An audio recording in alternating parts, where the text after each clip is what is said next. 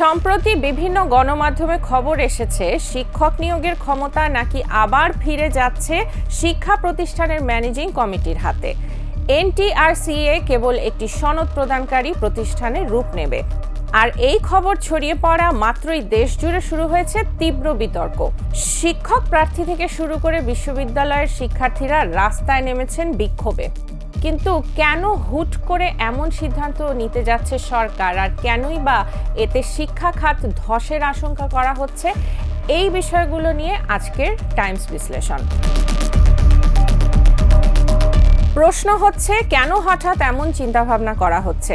এর পেছনে প্রশাসনিক কিছু যৌক্তিক কারণ রয়েছে। এনটিআরসি এর মাধ্যমে কেন্দ্রীয়ভাবে নিয়োগ দিতে গিয়ে মামলাজট ও আইনি জটিলতায় বছরের পর বছর নিয়োগ আটকে থাকে।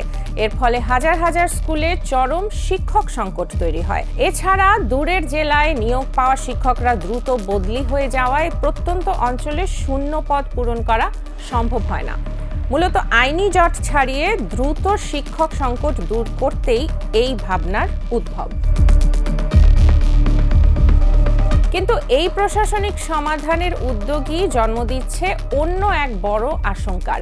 2005 সালে এনটিআরসিএ গঠনের আগে যখন ম্যানেজিং কমিটির হাতে নিয়োগের ক্ষমতা ছিল, তখনকার ইতিহাস অত্যন্ত কলঙ্কিত। সাধারণ মানুষ ও শিক্ষা বিশেষজ্ঞদের ভয়, পুরনো ব্যবস্থা ফিরলে আবারও চাঙা হবে পছন্দের লোক বসানোর প্রতিযোগিতা, মেধার বদলে দলীয় বা পারিবারিক পরিচয় এবং লাখ লাখ টাকার বিনিময়ে অযোগ্যদের সুযোগ পাওয়া। ফলে আশঙ্কা প্রকাশ করা হচ্ছে যে এতে সামগ্রিক শিক্ষা ব্যবস্থার গুণগত মান ভেঙে পড়তে পারে। এই শঙ্কার প্রভাব ইতোমধ্যেই শিক্ষাঙ্গনে পড়তে শুরু করেছে। জাহাঙ্গীরনগর ও জগন্নাথ বিশ্ববিদ্যালয় সহ বিভিন্ন শিক্ষা প্রতিষ্ঠানের শিক্ষার্থীরা এই উদ্যোগের প্রতিবাদে বিক্ষোভে নেমেছেন। আন্দোলনকারীদের স্পষ্ট বার্তা, এনটিআরসি এর মাধ্যমে কেন্দ্রীয়ভাবে মেধার ভিত্তিতেই নিয়োগ শিক্ষার মান বজায় রাখার উপায়। এটিকে পাশ কাটিয়ে কমিটির হাতে ক্ষমতা তুলে দেওয়া মানে শিক্ষা খাতকে আবারও ঘুষ ও রাজনীতির আতুর ঘরে পরিণত করা। প্রশ্ন ওঠে, পরিস্থিতি যখন তুঙ্গে তখন শিক্ষা মন্ত্রণালয়ের অবস্থান কি এ বিষয়ে?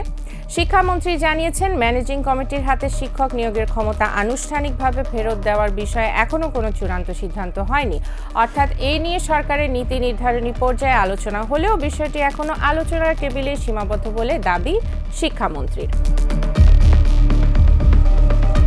শিক্ষার গুণগত মান নির্ভর করে শ্রেণীকক্ষে কারা পড়াচ্ছেন তার ওপর। ম্যানেজিং কমিটি নাকি এনটিআরসিএ কার হাতে ক্ষমতা থাকবে তা নিয়ে আইনি ও রাজনৈতিক তর্ক চলতেই পারে। তবে মূল প্রশ্ন একটি, শিক্ষক নিয়োগ প্রক্রিয়া কতটা নিরপেক্ষ ও দুর্নীতিমুক্ত থাকবে?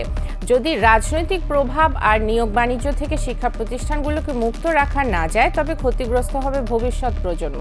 সিদ্ধান্ত যেটিই হোক না কেন, নিয়োগ প্রক্রিয়ার শতভাগ স্বচ্ছতা নিশ্চিত করাই এখন সময়ের সবচেয়ে বড় দাবি বলে মনে করছেন শিক্ষাবিদরা।